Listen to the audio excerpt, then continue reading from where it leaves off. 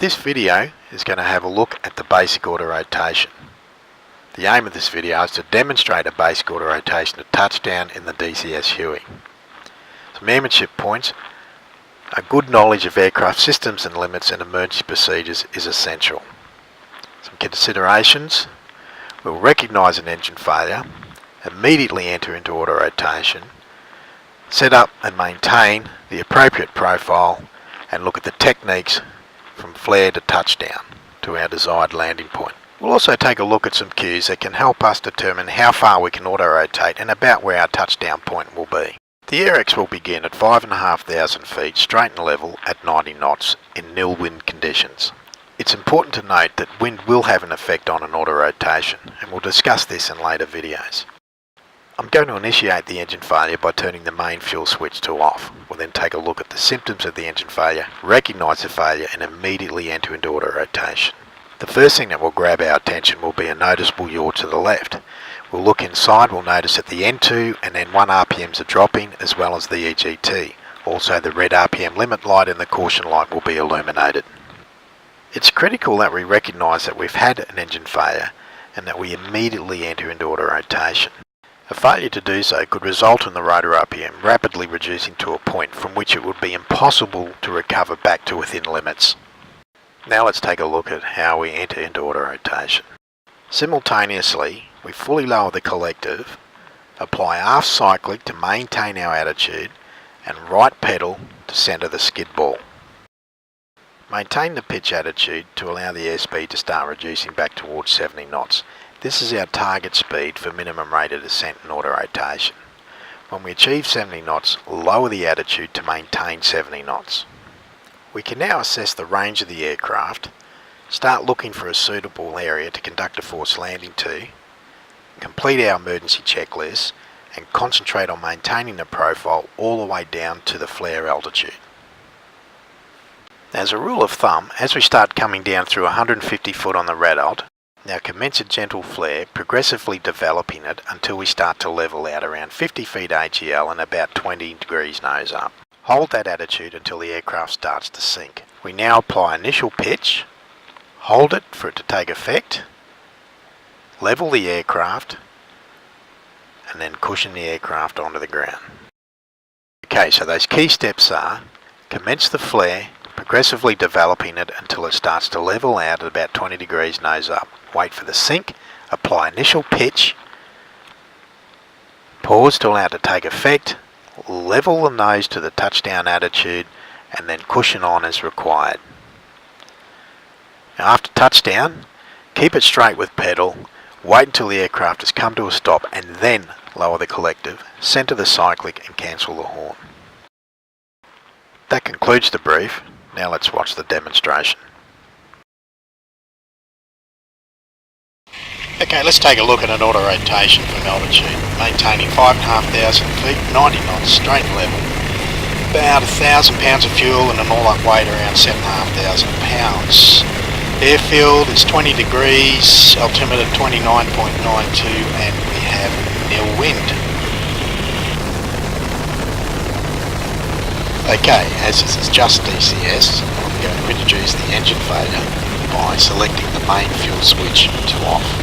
First up, I want you to observe the initial indications we get following the engine failure. These will be a succinct yaw to the left, and in this case, because the engine has failed due to fuel starvation, you will see sustained loss of N2 and N1 RPM and a fall in EGT. The RPM limit light and the caution light will also illuminate. Now it's critical that we recognise we've had an engine failure and enter into auto-rotation as soon as possible by immediately lowering the collective fully down, right pedal to centre the skid ball, and aft cyclic to maintain the attitude. Now observe. Left yaw, RPM drop, warning lights, collective down, right pedal, aft cyclic. Note the split between the N2 needle and the rotor RPM needle, good indication of an engine failure. Hold the attitude to reduce to 70 knots. Get to 70 knots, adjust the attitude to maintain 70 knots.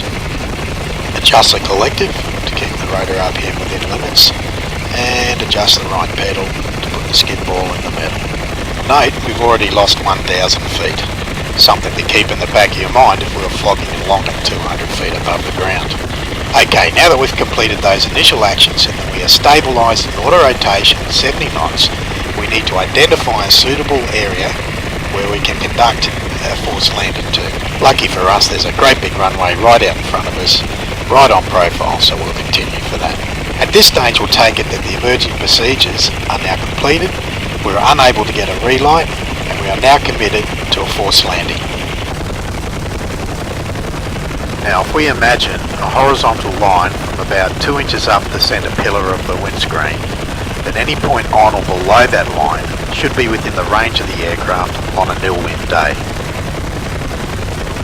Now, if we also imagine a vertical line from between our legs up the windscreen, then where these two lines intersect should be a reasonable guidance as to where the aircraft will touch down on a nil-wind day, provided we maintain our 70-knot profile to the flare.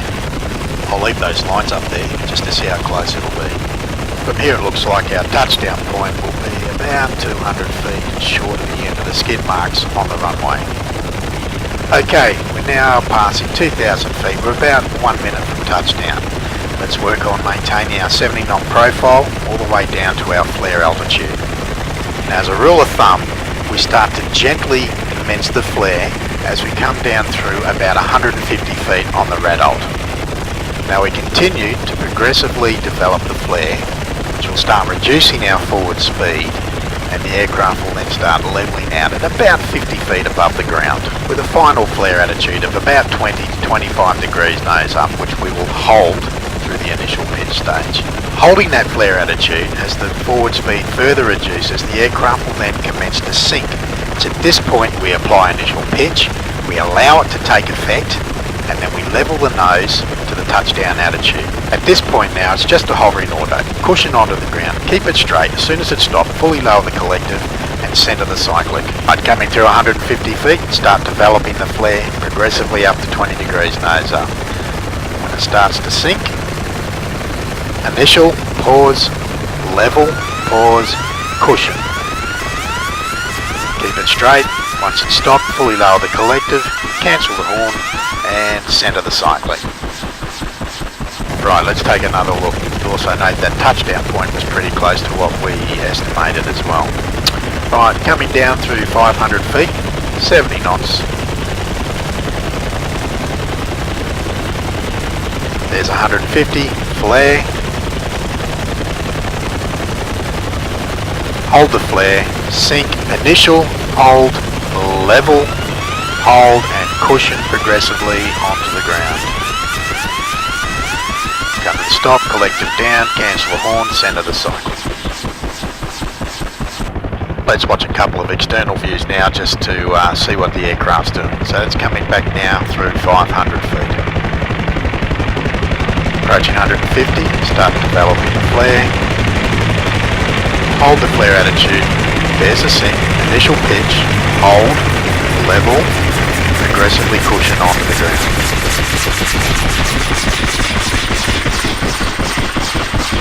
Okay, hopefully this video gave you an understanding on how to enter auto rotation, maintain the 70-knot profile, get an appreciation of the range of the aircraft using a visual cue, know when to flare, initial, level, and cushion the aircraft safely onto the ground, bringing it to a full stop. Next video we'll take a look at practice auto rotations in the circuit.